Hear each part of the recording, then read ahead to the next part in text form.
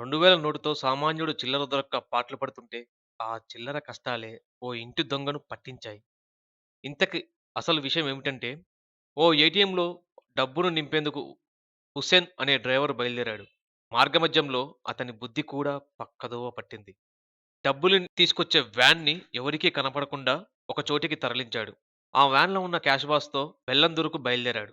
అయితే అతను అక్కడికి వెళ్లేందుకు ఓ ఆటో ఎక్కాడు. ఆ ఆటో బెల్లందుర్గ్ సమీపంలో చేరేలోపు ట్రాఫిక్ పోలీసులు తనిఖీలు చేస్తున్నారు. ఆ క్యాష్ బాక్స్‌తో ఎక్కడ దొరికిపోతానో అని భయపడిన హుస్సేన్ ఆటో దిగి వెళ్లేందుకు ప్రయత్నించాడు.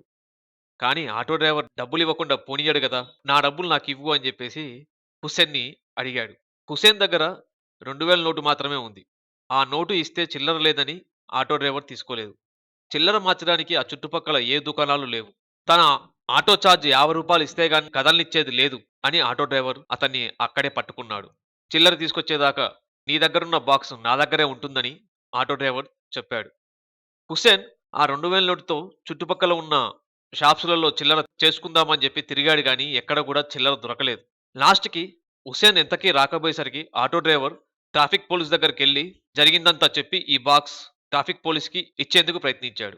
కానీ ఆ ట్రాఫిక్ పోలీస్ తీసుకోలేదు. ఆ పక్కన పడేయమని చెప్పాడు. దీంతో సమీపంలో ఉన్న శ్మశాన కాంపౌండ్‌లో ఆ బాక్సును పడేసి ఆ ఆటో డ్రైవర్ వెళ్ళిపోయాడు.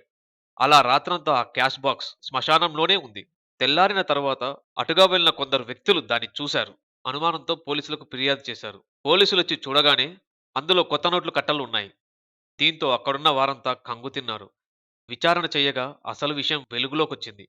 రూ. 2000 తెచ్చిన చిల్లర కష్టం అతని బాగోతాన్ని బయటపెట్టింది. వ్యాన్ నంబర్ ఆధారంగా పోలీసులు కేసును ఛేదించారు. మోడీ తీసుకున్న నోట్ల రద్దు వల్ల ఎన్నో కష్టాలు పడుతున్న సామాన్య ప్రజలు ఇలాంటి మోసాలను చూసి సంతృప్తి చెందుతున్నారని అక్కడి ప్రజలు వాపోయారు. మరిన్ని అప్డేట్స్ కోసం ఈ ఛానల్‌ని సబ్స్క్రైబ్ చేయండి. ఈ వీడియోని మీ ఫ్రెండ్స్ అందరికీ షేర్ చేయండి. Stay tune our channel. జై భారత్! జై హింద్!